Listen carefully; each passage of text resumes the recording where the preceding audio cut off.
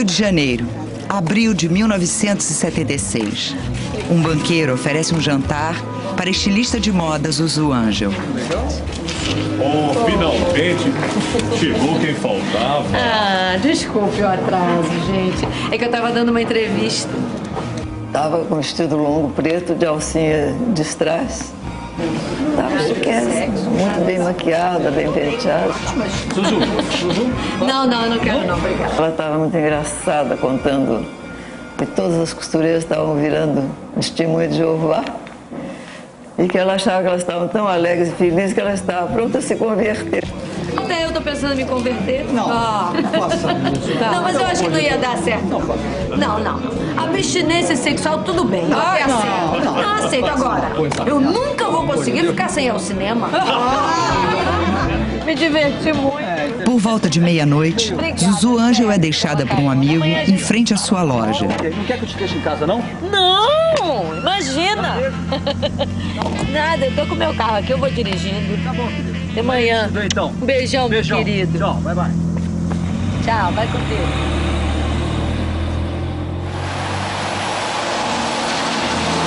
Ela segue para casa, no bairro da Barra da Tijuca.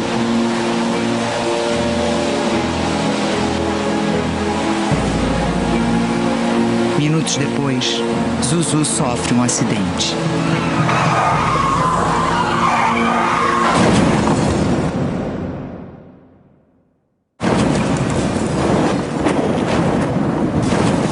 A tragédia silencia para sempre uma mulher que durante 5 anos desafiou o governo militar. Zuzu Angel lutou até o fim para ter notícias de Stuart, seu filho, um militante de esquerda, vítima da ditadura. Da melhor maneira que eles puderam, eles cumpriram o seu papel, a sua missão, cada um. Meu irmão, minha mãe, minha cunhada e todos os outros, que como eles foram vítimas desse período. E por isso hoje nós estamos podendo falar. As Forças Armadas estão no poder. O governo brasileiro persegue as pessoas que se manifestam e atuam contra o regime militar. A violação dos direitos humanos faz parte do cotidiano. Repressão, tortura, pessoas desaparecidas. São os anos de chumbo. E naquele contexto esquizofrênico que vivia o Brasil, a mamãe era considerada louca, porque ela estava fazendo o que faria uma mãe normal.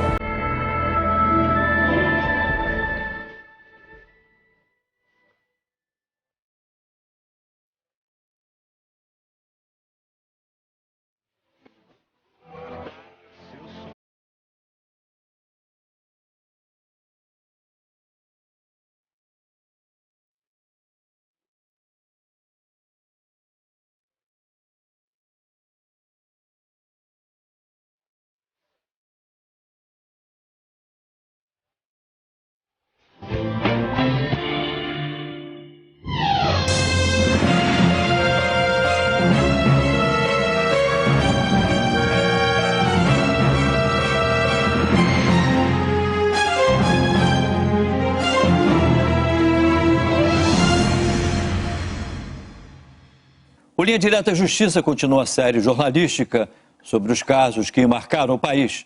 No programa de hoje, você vai ver a história desta mulher, a estilista de moda Zuzu Angel, que se transformou num exemplo de determinação e coragem. Ela sacrificou a própria vida em nome de uma pergunta: onde está o corpo do meu filho? Zuzu Angel morreu sem saber a resposta. 19 anos depois, o caso do misterioso acidente que matou Zuzu Angel foi parar no Ministério da Justiça.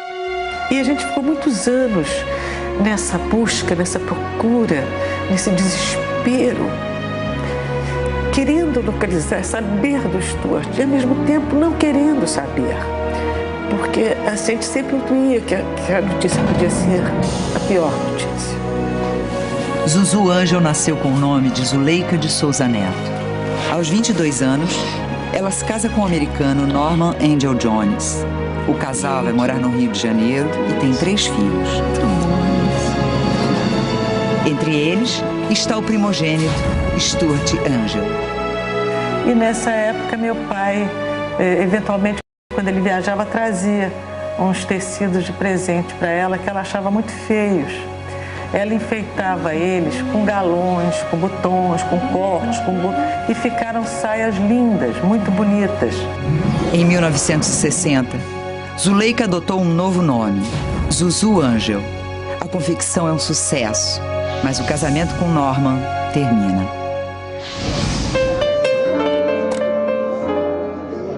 No início de 1964, Zuzu Angel já é uma estilista de moda famosa e promove desfiles. É quando os militares tomam o poder com um golpe de Estado.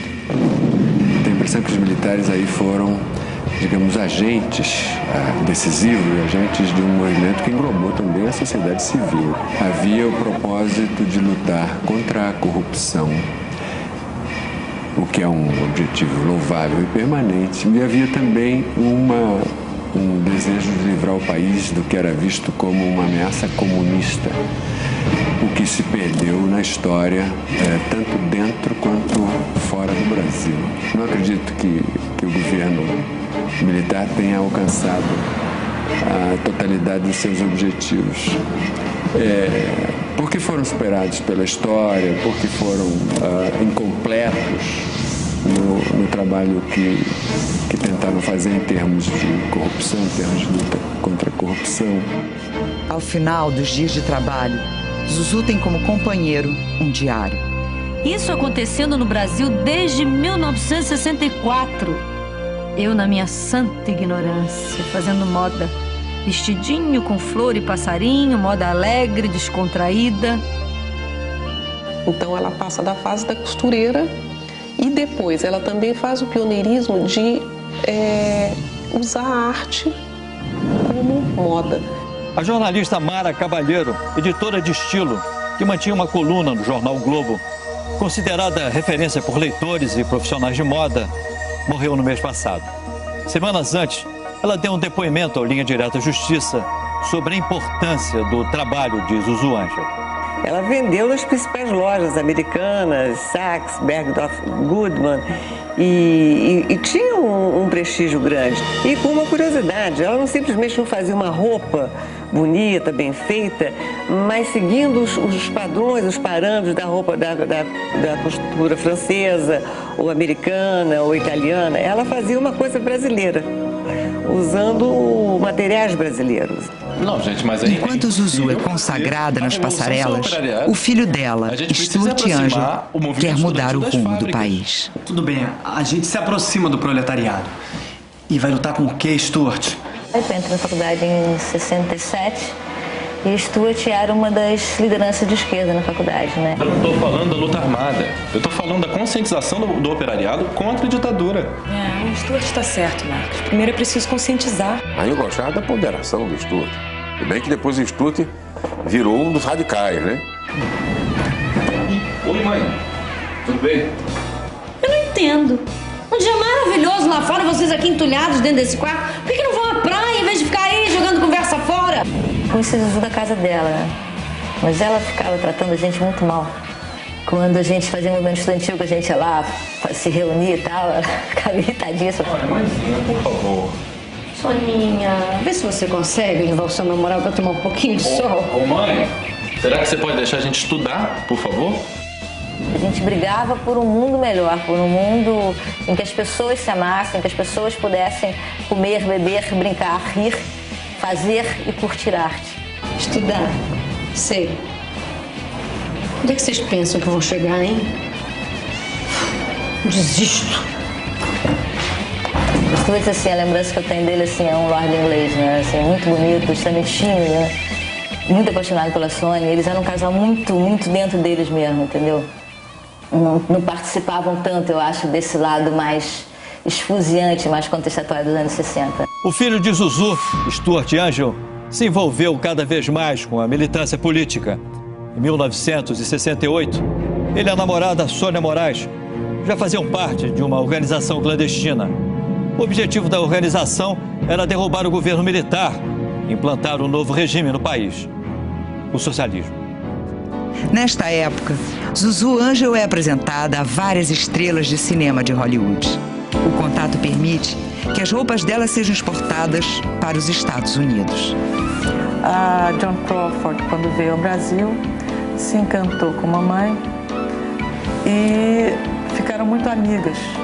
E ela então convidou a mamãe para ir para Nova York e fez um jantar para a mamãe e convidou o top dos Estados Unidos para esse jantar. E ela é muito engraçada porque ela também, na trilha sonora dos desfiles, inovou também tocando músicas completamente brasileiras, tipo Tico-Tico no Fubá.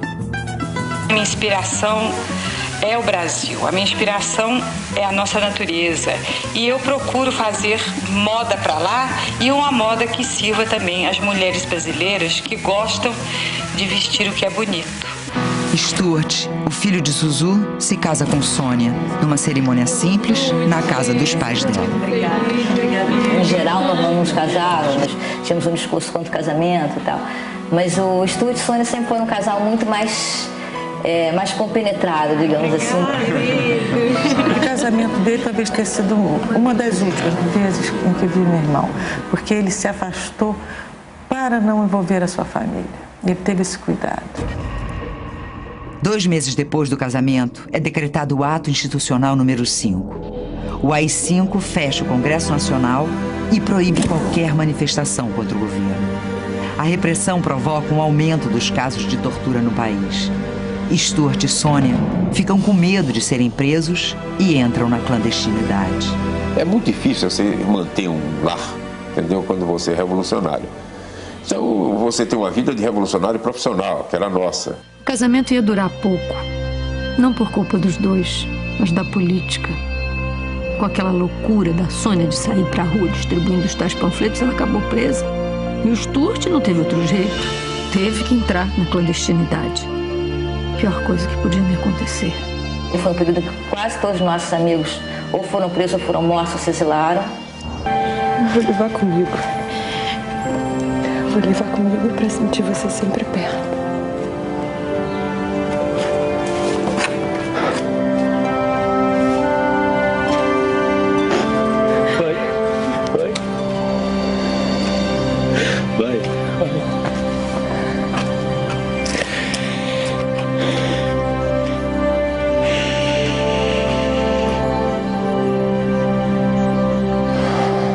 Você tem mais ou menos a dimensão da força da ditadura quando você é preso, da força da repressão e do quão pequeno que nós éramos, entendeu?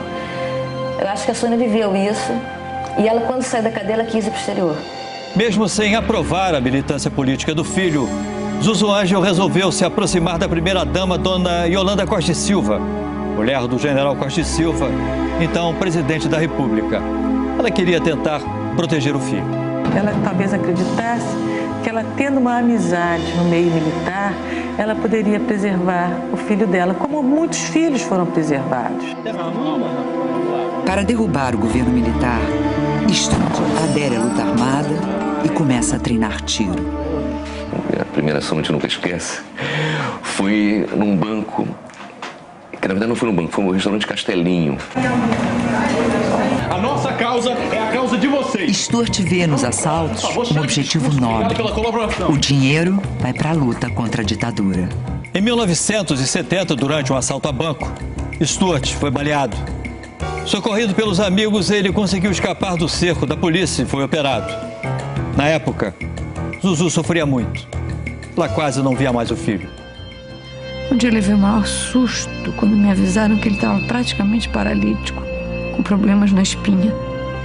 Foi operado clandestinamente no Hospital Silvestre pelo neurocirurgião Dr. Feliciano Pinto, que acabou também sendo vítima, porque teve preso meses para dar explicações sobre a cirurgia.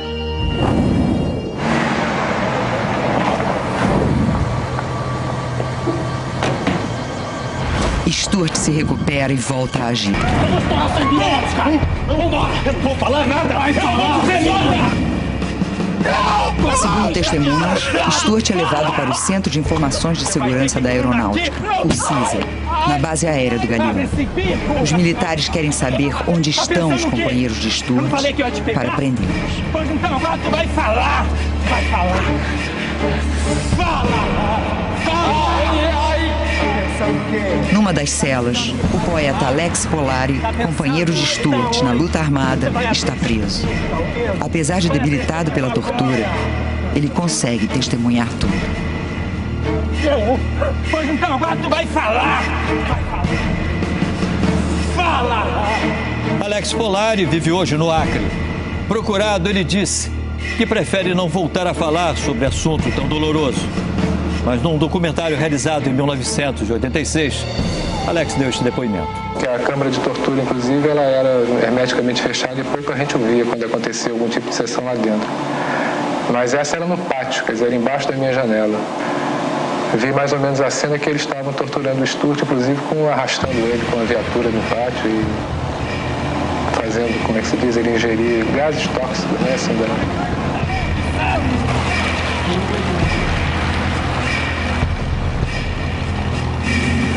Pega aí! Coloca a boca desse carro! Vai descer por isso! Vai abrir as portas! Acelera esse carro! Acelera mais! E a coisa andou até à noite, não sei que horas, assim, não me lembro.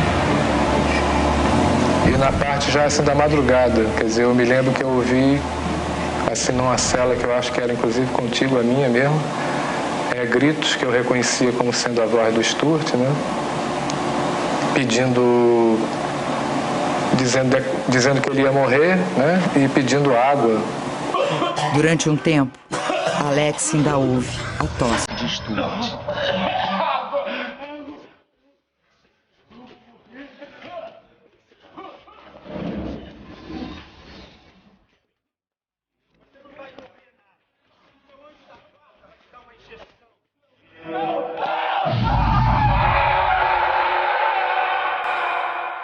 Umas 2 horas depois a voz apagou, né? Não disse mais nada.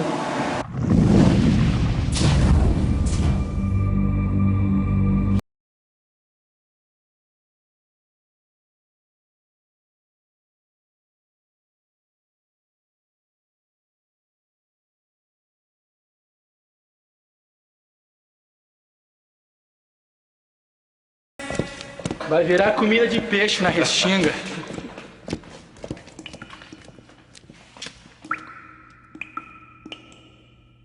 Você, quando se faz uma luta daquela, se prepara para morrer. Quer dizer, não é um... Morrer faz parte do processo. Agora, a morte dele foi uma morte bárbara. É uma coisa que é realmente indignante. Nenhuma sociedade bem estruturada pode admitir a tortura. Nem a tortura militar, nem a tortura policial. Essa também é tão nociva, ilegal e repugnante quanto a outra. Dos 6 militares acusados por Alex Polari de serem responsáveis pela tortura de Stuart e Angel, 3 estão mortos. Dos 3 que continuam vivos, um diz que foi confundido com outra pessoa. O outro não consta como tendo servido às Forças Armadas. O 6º acusado, o brigadeiro Carlos Afonso Della Mora, nega ser um torturador. Na época, ele era comandante do Centro de Informações de Segurança da Aeronáutica. Hoje, como sofre de pressão alta, a família preferiu que ele não falasse. Mas a filha dele deu uma entrevista ao Linha Direta à Justiça. Qualquer pessoa que conhece meu pai sabe que ele é um homem bom, generoso, íntegro, que não tem nada a ver com essa imagem que poderiam estar tentando passar dele. Por que eu afirmo que é uma mentira? Por causa que esses fatos teriam acontecido no Rio de Janeiro, na base aérea do Galeão. Meu pai, nessa época, em fevereiro de 1971, foi transferido para Brasília. Sem saber o que aconteceu com o filho, Zuzu Angel começa uma cruzada para encontrá-lo. A Zuzu ia não crescendo. A Zuzu não tinha limite para obter aquilo que ela queria. A coragem dela realmente limitada. Chegava ao desassombro. Zuzu convence o comandante do 1º Exército a levá-la até o DOI-CODE, o temido órgão da repressão militar. E a sala também se encontra vazia. A senhora pode ver. Eu já lhe disse, dona Zuleika, seu filho não está aqui. Aqui não se tortura ninguém. Aqui também não se mata ninguém. O senhor me desculpe, general, mas eu acho que o senhor devia demitir o seu oficial do dia. Por quê? Porque ele é um incompetente. Ou o senhor acha que eu vou acreditar nesse monte de lençóis esticadinhos? A gente viu Stuart em toda parte, entendeu? Era como se ele estivesse vivo, assombrando a gente, porque a gente procurava ele em tudo. Onde está você, minha Tuti?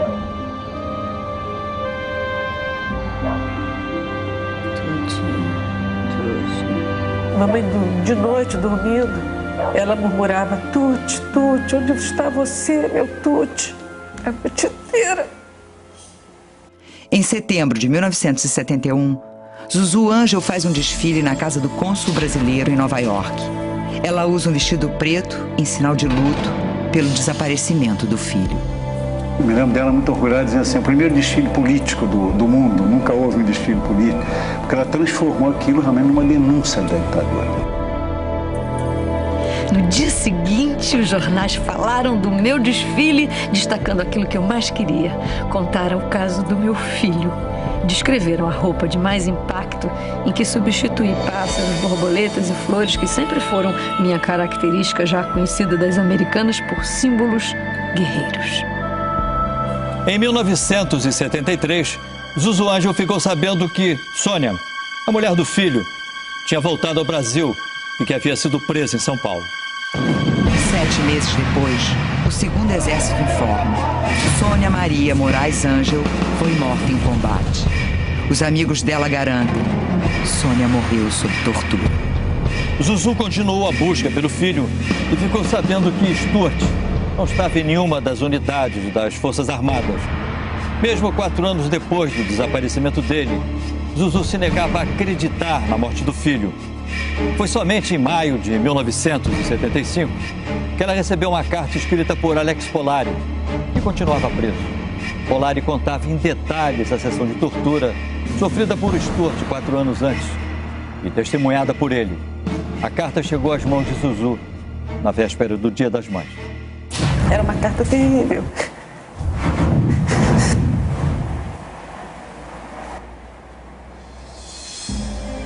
Eu dizia que o Stuart tinha sido, passado a noite inteira, ele tinha conseguido ver, através de uma fresta, no buraco da parede, sei lá, o Stuart, a janelinha, o Stuart sendo arrastado no pátio do galeão, amarrado no para-choque de um jipe, aspirando aquela fumaça. E várias vezes, o corpo dele esfolado, e que a noite inteira ele pediu água, depois, e morreu.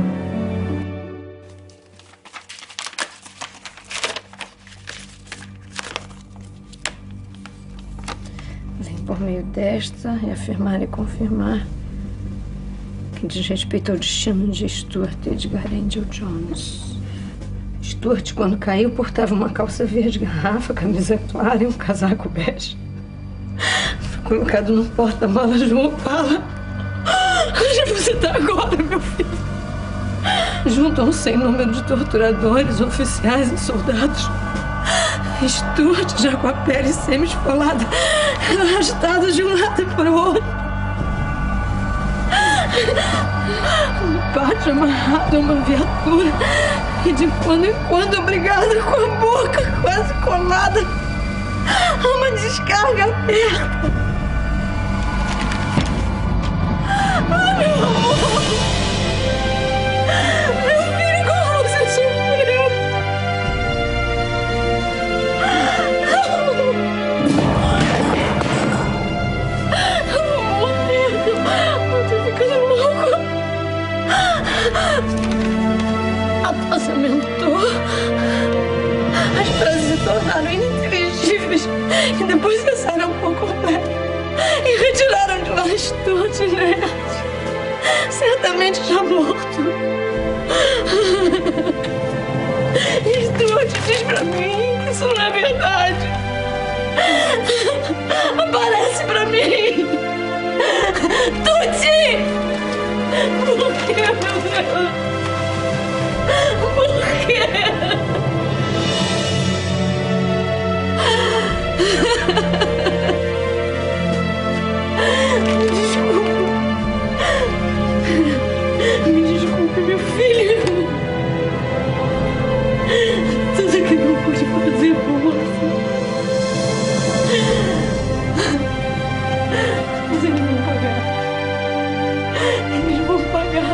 Eu te prometo.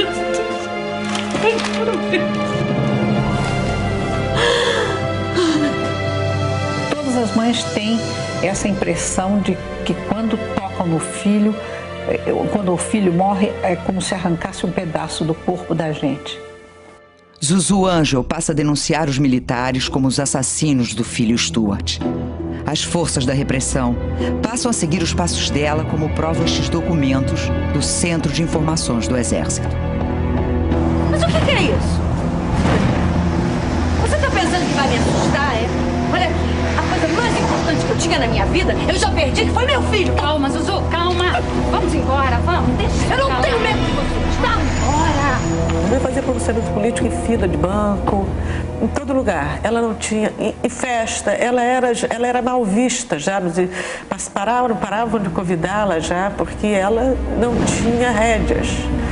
Ela não tinha limite. Numa festa, ela cobra uma atitude do ex-presidente Juscelino Kubitschek. Você é um homem que podia denunciar internacionalmente isso tudo que está acontecendo aqui. O massacre dos nossos jovens. E você se calou. Você perdeu essa oportunidade. Esse é o país da impunidade. Zuzu chega até a fazer discursos numa agência bancária Nós e num precisamos avião. acabar com essa impunidade. Torturaram meu filho. Onde é que está o corpo do meu filho? 1976. O secretário de Estado americano, Henry Kissinger, chega ao Brasil. Zuzu vai ao hotel como se fosse uma americana. Good morning. Good morning, madam. Is Secretary Kissinger at this hotel? Yes, he is, madam. Sure is. Anything else? Can I help you, madam?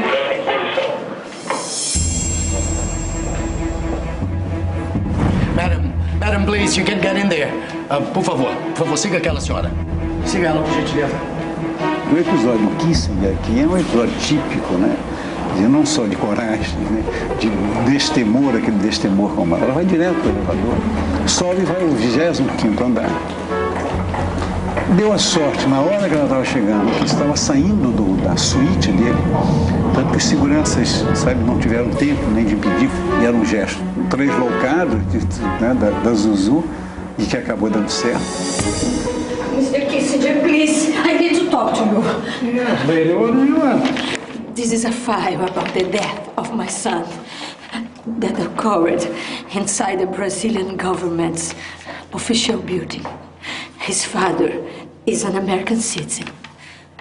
Please, help me. Yes.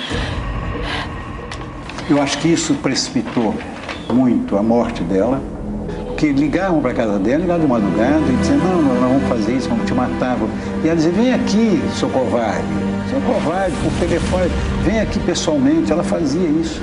Alguns meses antes do encontro com Kissinger, Zuzu surpreende os amigos ao distribuir um bilhete de testamento. Um dia Zuzu deixou na minha casa e deixou em outras casas, sei pelo menos de 3. Deixou com Paulo Pontes, que é outro amigo dela, com Chico Buarque, não sei se o Ziraldo recebeu, um bilhete que era realmente assustador. De certa maneira, quando aconteceu o acidente, é uma coisa um pouco esperada, temida pelo menos, pressentida por nós. Né? Na madrugada de 14 de abril de 1976, 5 anos depois da morte do filho, a estilista de moda Zuzu Angel sofre o acidente fatal.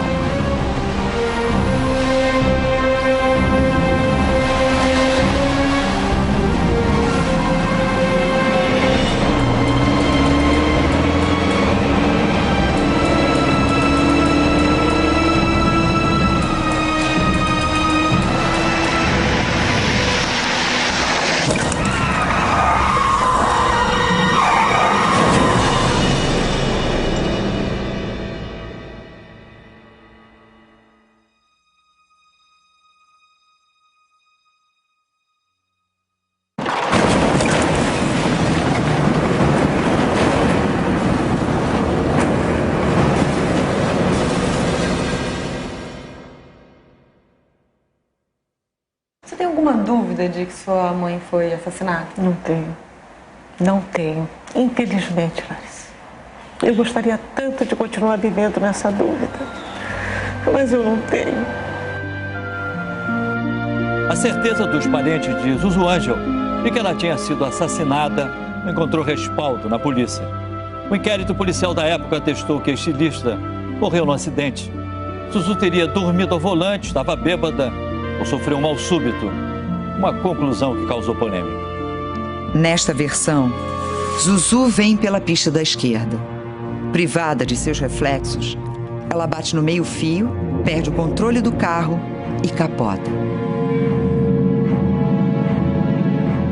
Das três hipóteses que eles levaram em consideração, a primeira foi um estado de embriaguez. O exame de necrópsia descartou, uma vez que não se verificou nenhuma ingerência do álcool sobre o organismo. Eles não constaram nos seus laudos nenhuma alteração orgânica que justificasse essa conclusão patológica. Apesar da polêmica, prevaleceu a versão do inquérito policial. Mas a família nunca se conformou. Em 1995, o Ministério da Justiça criou uma comissão para avaliar o pagamento de indenizações às famílias dos mortos e desaparecidos durante a ditadura militar. A família da estilista pediu o reconhecimento da responsabilidade do Estado na morte de Zuzu. Na primeira votação, o pedido foi negado, mas um novo laudo técnico e o depoimento de uma testemunha derrubaram a versão oficial. A testemunha revela que a morte da estilista não foi um acidente. O carro de Zuzu Angel teria sido fechado por um outro que a seguia.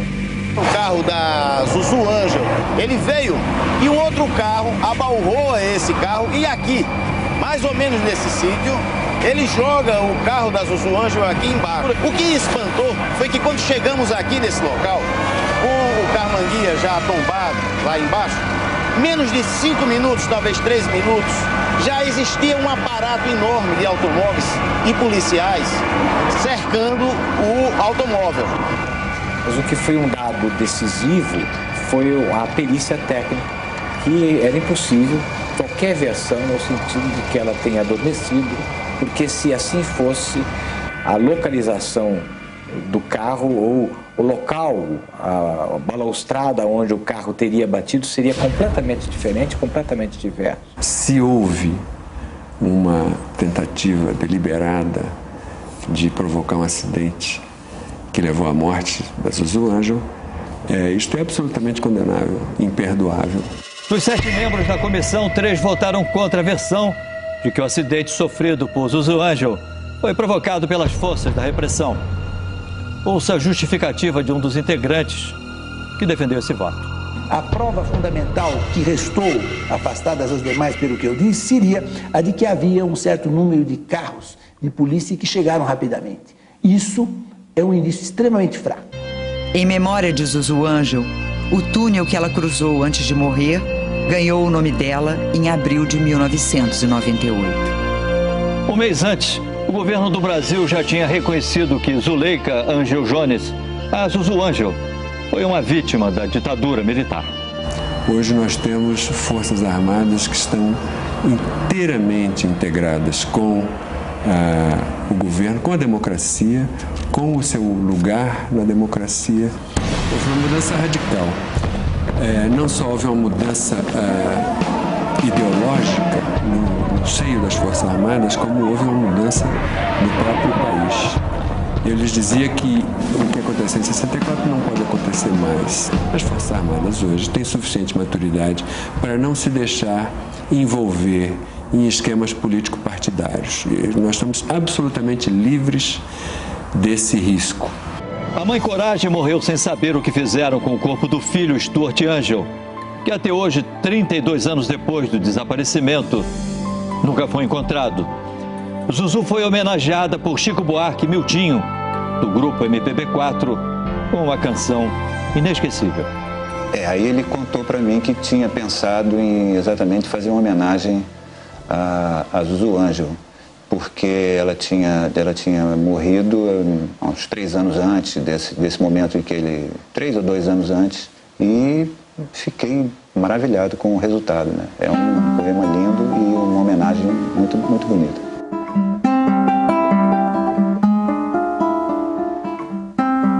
Quem é essa mulher que canta sempre esse estribilho? Só queria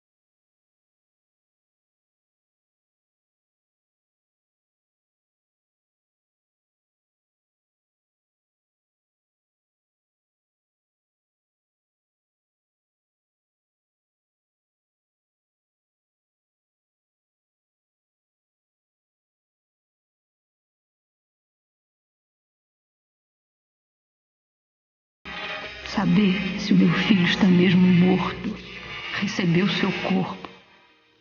Alguém tem que assumir essa desgraça, carregá-la até a morte. É essa a minha maneira de viver agora, ou de morrer, como queiram.